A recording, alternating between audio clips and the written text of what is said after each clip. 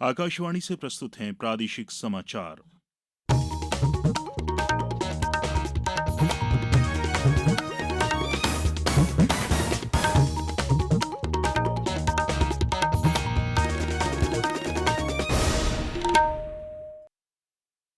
नमस्कार।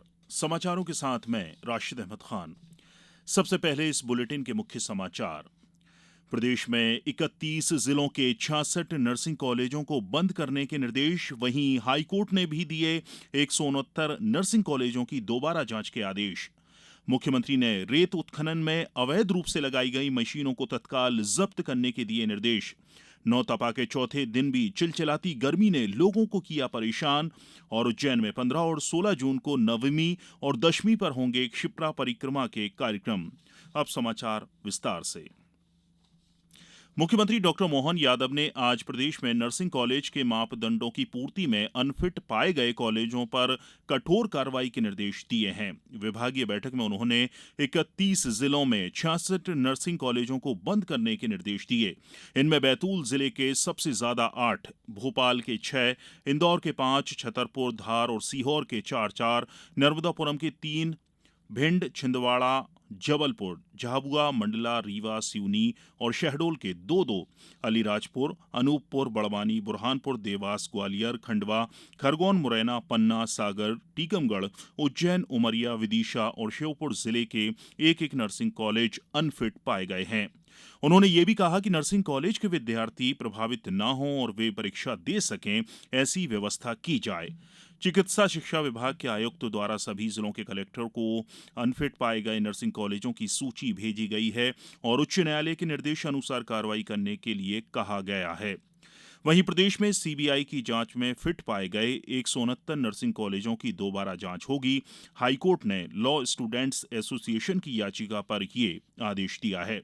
अदालत ने पूरी जांच प्रक्रिया की वीडियोग्राफी कराने को भी कहा है।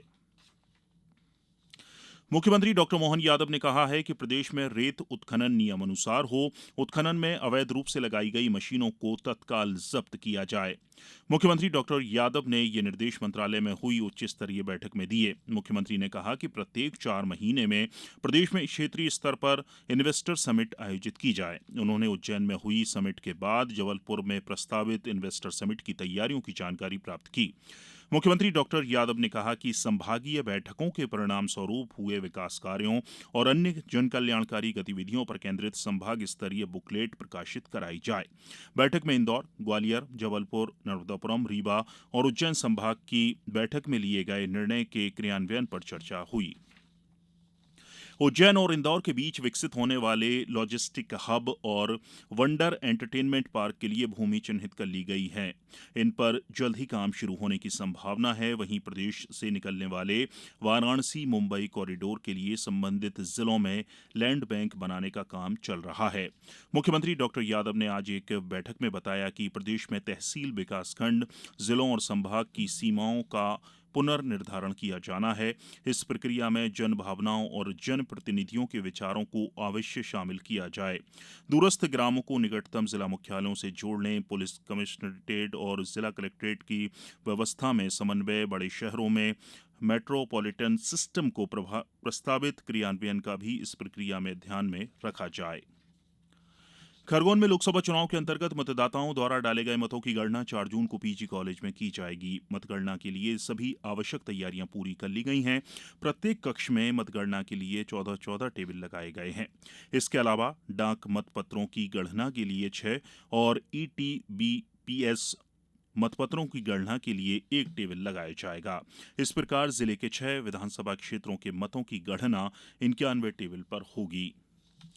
पश्चिम रेलवे के रतलाम रेल मंडल के राऊ डॉक्टर अंबेडकर नगर स्टेशनों के मध्य दोहरीकरण कार्य पूर्ण हो गया है। अब इस खंड का रेल संरक्षा आयुक्त पश्चिम परिमंडल द्वारा 30 मई को निरीक्षण एवं स्पीड ट्रायल किया जाना प्रस्तावित है। पहले ये 29 मई को किया जाना था, लेकिन किसी कारणवश एक दिन के लिए बढ़ा दिया गया।